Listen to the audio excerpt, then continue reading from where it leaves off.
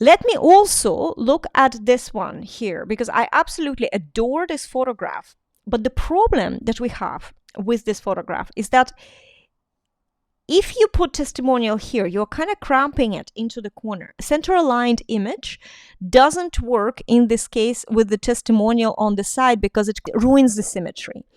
There's two things you can do. And I know that Kim didn't get a copy of this, she got it kind of square already. So if there was, like in this case, if I double click on the image, I can see that the image was very wide, right? So there is a lot of things, like we can create landscape and YouTube thumbnails, or for video, you can create your thumbnails and then you can put text here. This is a great image, and it's from the branding point of view. If you're having a photo shoot, especially a studio photo shoot, you'd want to have images that when you're on the side and there's a lot of space beside you. Even though I love this gradient, I can also do something else here, right? And I'm going to select the background. So I can edit this image, click edit image. And if you have a pro version of Canva, you will be able to remove the background. And I think that in this case, there is just such clear lines between the background and Kim that it's almost not going to be noticeable. It's probably going to take that little gradient. No. This is not what I wanted. So let's go back. Okay, here's what I would do here. So that's the original image, right? In a different design, or even what you can do is you can duplicate this page, right? Get rid of all these. Yeah. So now all I have on this page is Kim. So I want to keep her the whole thing. So I'm going to go and edit image and remove the background, and notice this is page 99, right? So now I have Kim, and don't worry that there is this, I'm going to apply.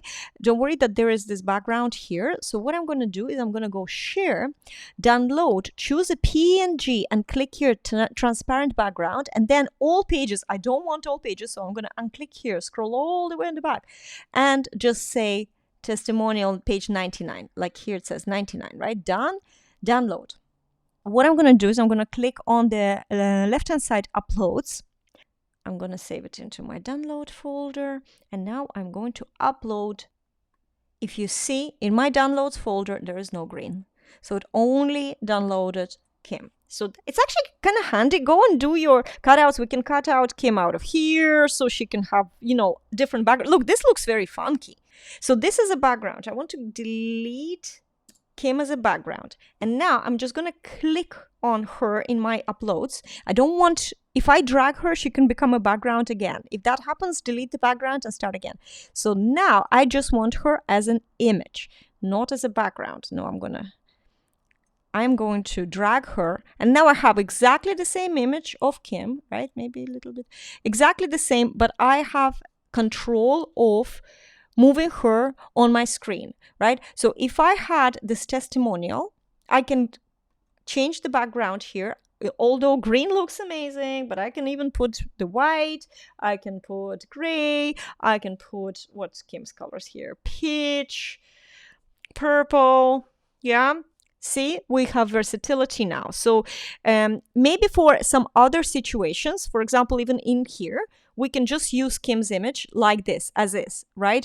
She could drag it here, and there will be Kim there with that lovely background gradient that happens sometimes with the widescreen photography. But here, for the testimonials, we just want this symmetry. We want Kim a little bit on the side. And how do we know? Go File, Grids and Rulers. I just want to move there. I'm moving Kim in such a way that her face and her head is on the top third, right? Top third, and also where the line meets. So that's, if I want to keep her pants, that's where I want to keep her. If I wanted to make this photograph bigger, for example, right, I would then move her so her eyes are where these two grid lines meet. Another thing as well I want to do here is I want to just copy this testimonial. I can also click into my design and just whatever I selected, if it goes over every one of these designs, see, now I can group it. And if I just go Control or Command and C, I've just copied it. So now on this page, I can paste it. Okay, so here's an interesting thing, and this is why cutouts, so removing background is so cool, because I can click on Kim's picture and I can go into position and I can say forward. And now I have a very interesting design where she can change the background and still she has this lovely testimonial.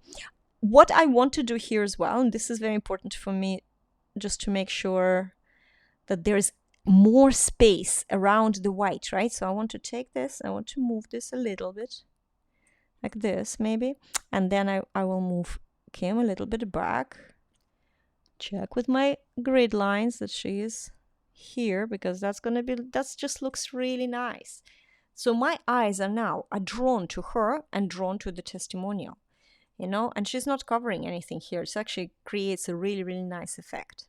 That's one of the ways that, and the trick to use a rule of thirds and also use a photograph like this. So if you have a photograph where you're positioned in the middle and there's no way that there's no space there to move you to the side, and you have a testimonial, you have an element, not testimonial, but any element on the side, you need to then think about the fact that they need to be side by side. I would just get rid of this because this is just not a very good example, right? So let's have a look at this one here. So there is a big mistake, and I see that there's a lot of pages that are kind of the same. There is not enough space on the top or too much space on the bottom. So remember how I was talking about it needs to be symmetrical. You know, our eyes, we love symmetry. So see, if I just drag Kim's picture here, even Canva itself, see, it allows me to drag things and kind of snap into the position. So right now, if you see, the pink lines are showing me that this is actually a perfect position for this picture. What else can we do here?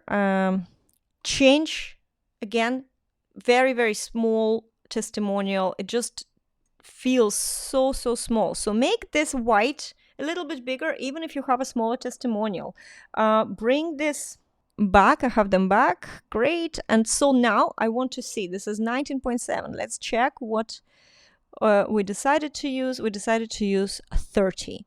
So I'm going to go font size 30. And now I'm going to just reposition everything again. So now what do you do when you have so much text, right? Here's the trick. You can make this position a little bit lower. So for example, here I'm making it lower just by the same amount of space as it is lower here on the top, comparing to Kim's image.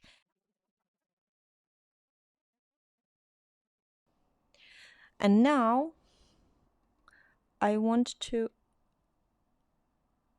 bold some interesting words here. And I'm just going to just make a little bit wider. See how this space here is more narrow? So I have room to play to make this white side more narrow as well. So then I'm going to move testimonials and I'm going to make them bigger. Just a little bit. Just move them tiny bit. You can say, Juliette, you're so good at this, blah, blah, blah. It took time, right? Everything that I'm good at is a skill that I've learned with repetition, and so can you. Perfect. So the next thing I want here is it's time to make a change. I want to maybe use a different picture here of Kim, just for, and there, I think this is really, really cool. Look how white trousers work with this white background, and this is so, so much better already.